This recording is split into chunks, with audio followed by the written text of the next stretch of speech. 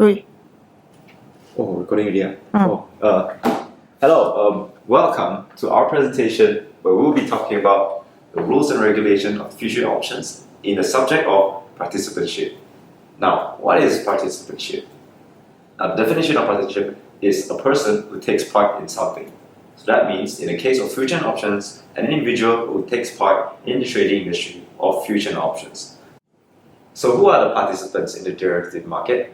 There are 5 participants. First of which, the regulator, clearinghouse, using existing clients, intermediaries, and the exchange. So first, let's take a look at what does the regulator does. The regulator, which authorizes the existence of the market. The regulator in Malaysia is the Securities Commission Malaysia. Securities Commission is the overseeing regulator of the financial markets in Malaysia, including futures and options trading.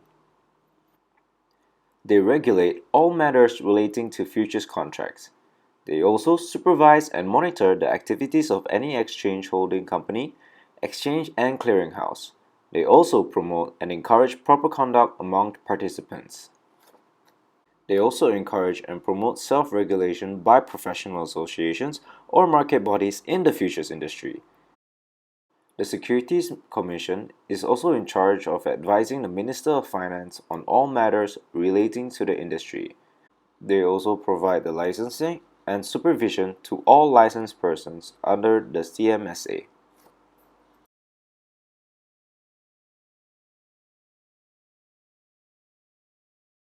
Last but not least, the Securities Commission is also responsible for suppressing illegal, dishonorable, and improper activities in the trading in the market.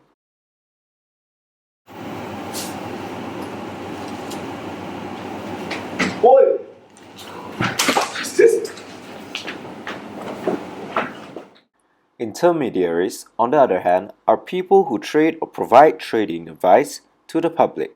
These people usually hold the Capital Market Services License or the Capital Market Services Representatives License. These representatives are in charge of direct face-to-face dealing and providing advice with clients. They also owe a duty of care to the clients that they deal with. Another participant of the derivatives market is the clearinghouse.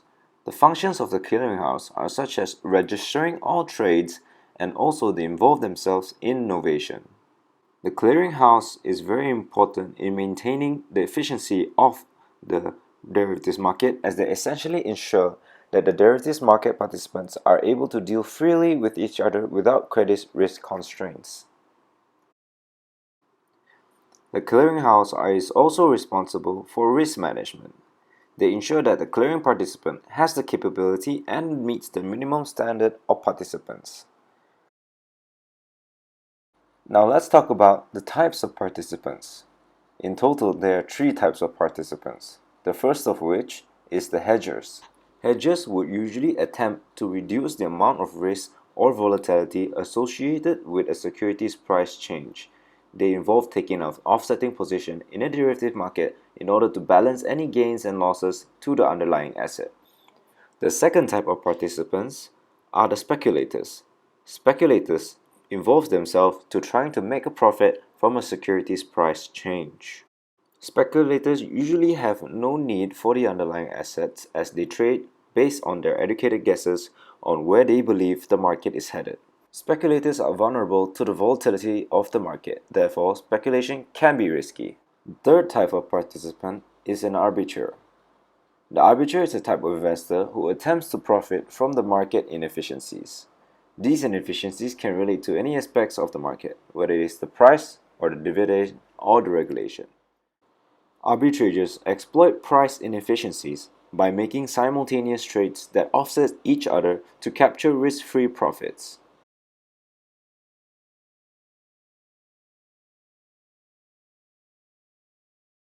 Alright, so now let's talk about the classes of participantships in the derivatives market. The first,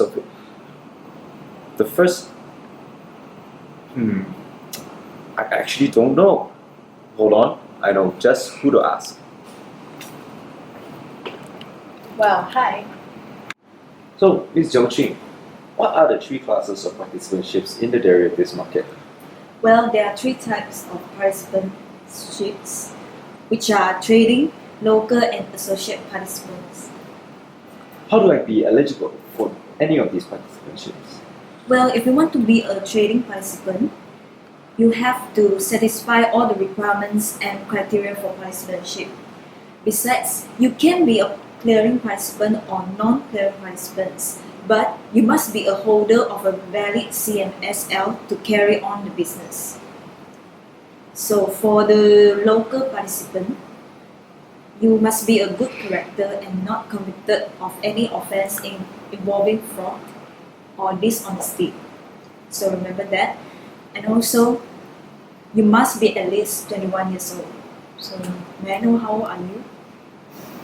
I'm almost 21 this year, so I guess I am not eligible yet. But how about the last one? So for the last one, which is associate participant, you can be a corporation or body corporate, and also you can be a clearing participant or be nominated by a nominating participant for the clearing of its contract.